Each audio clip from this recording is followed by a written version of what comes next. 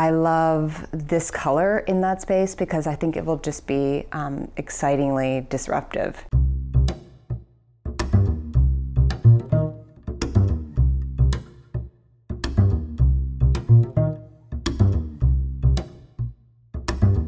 My name is Crystalle Lacouture. I'm an artist based in Wellesley, Massachusetts.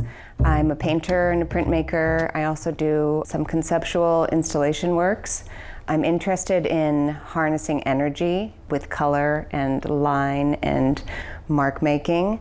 I often think of words when I'm making my works. I also think about reaching people where they are. I've done several mail art projects and I love the idea of correspondence. When I received the invitation to work on the wall at WAM, first of all, I was amazed and honored and really excited to work on something so large. Never done that before. And I immediately thought, what is this museum? What does it mean to the people in the city? And who came from this place? And so I did a lot of research and I found that one of my favorite poet heroes was born and is buried in Worcester.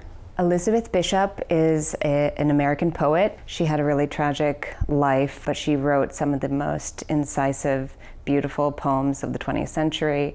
And she's been a great influence on me, and to find out that she was from Worcester was really exciting and became the anchor of this project. She was famous for making poems in this sestina format, and the diagram of a sestina is sort of like a spiral. And I thought that was so beautiful. She's only written, I believe, 2, but they're 2 of her most famous poems. And I looked at this diagram and I thought, oh, this looks like my work. This is so beautiful. How can I carry this through as a representation of her work in mine? I often think of single words as I'm making a work that inspire what the piece is about. I also use binary code in some of my paintings and also beadworks to send sort of a secret message, an extra layer of power or blessing. I embedded 2 lines of binary code. The text in Worcester, Massachusetts is from In the Waiting Room. It's one of the few poems where she directly speaks about Worcester and her childhood there. And a line from The Bite, On My Birthday, which is also the epitaph on her grave. It's all the untidy activity continues, awful but cheerful. I chose those 2 lines and put them together in sort of like a mixtape way, which might be a little bit irreverent, but I thought it was sort of descriptive of a lifespan, to talk about her early life and then about her final words that are on her grave. In researching Elizabeth Bishop, there were so many things that came up that were really interesting. I read all of her work. She wrote 101 poems. I found references to the sky constantly. Almost every poem talks about celestial bodies or moons or stars.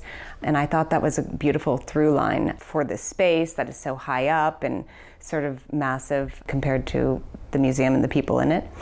I just thought it was very special to pay homage to this wonderful poet who also didn't leave much of a family legacy behind. When I toured the museum, I saw so many great works that really inspired me.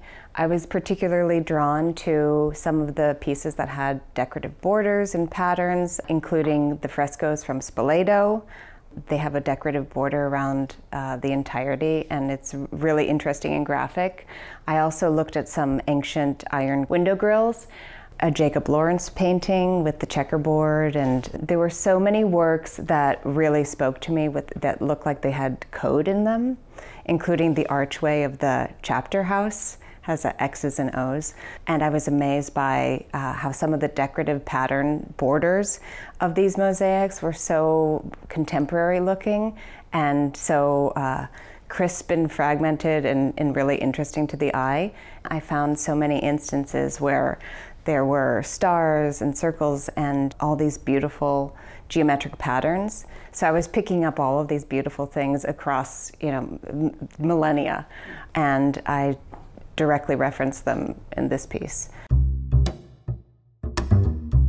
I also noticed how monotonal the space was, how everything from the materials of the walls and the floor and the current WAM wall installation photograph were all sort of a muted tan color. And I thought an intervention with some very colorful images or design would be a really great way to do something different. One thing that was exciting about working on this piece was the scale. It's humongous. And I also like that you can engage with it across the museum through all different spaces. It sort of presents and represents itself through archways on the second floor and the first floor, and it follows you around the museum. I usually work in portrait format, so to do something so intensely horizontal was a challenge and also pretty exciting. I hope that people will feel the joy and this homage to Elizabeth Bishop and correspond with the work in the space, and also see the references to the great works in the Worcester Art Museum.